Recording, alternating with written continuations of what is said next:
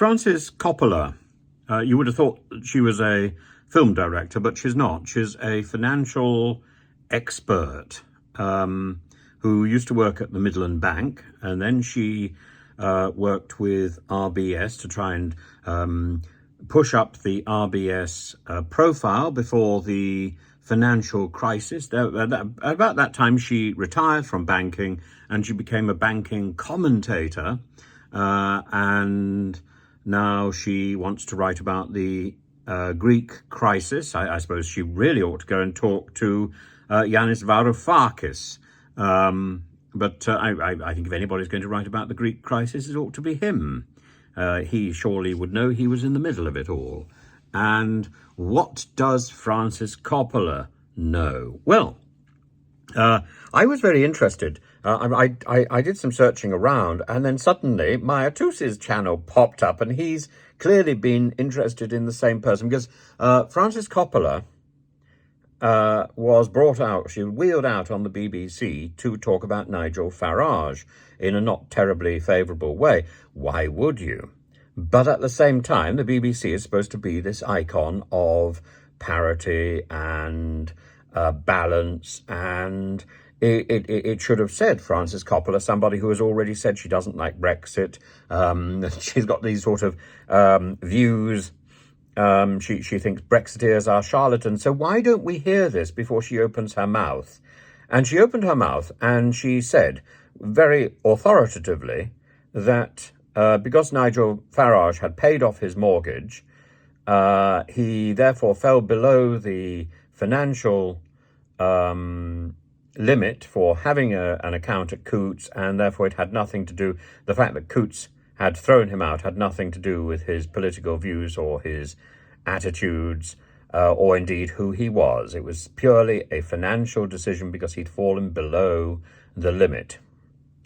Well, that turns out not to be true, and yet why has the BBC not wheeled out Frances Coppola to apologise to Farage or to make it clear? And why did the BBC not point out that, as indeed mahyar tousi says rather brilliantly, why does the BBC constantly point out that this particular person they're bringing on is a financial expert and a right-winger or a conservative activist or a brexiteer, but they don't say this particular person is an anti-brexiteer.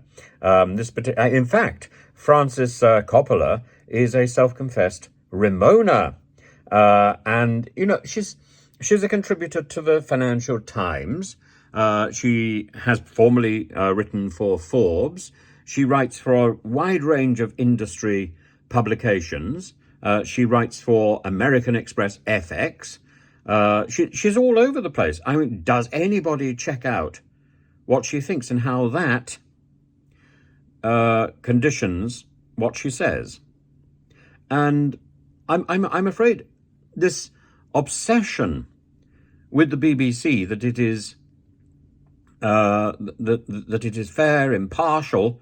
You can't be fair and impartial. Everybody has an opinion. She has an opinion, and that opinion influenced what she said, and she happened to be wrong.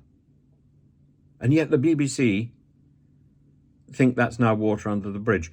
I'm afraid I don't. I'm not a fan of Farage. Look at the alliteration there. I'm not a fan of Farage, but I don't like things that are shifty. I like clarity, and I don't like people running around the place hiding behind rules and constrictions which are self-imposed. There are rules which I think should be obeyed. There are laws which I think are wise, but all these little agreements, which are ways for the big players to avoid taking responsibility, just needs to be called out, and this is one of them.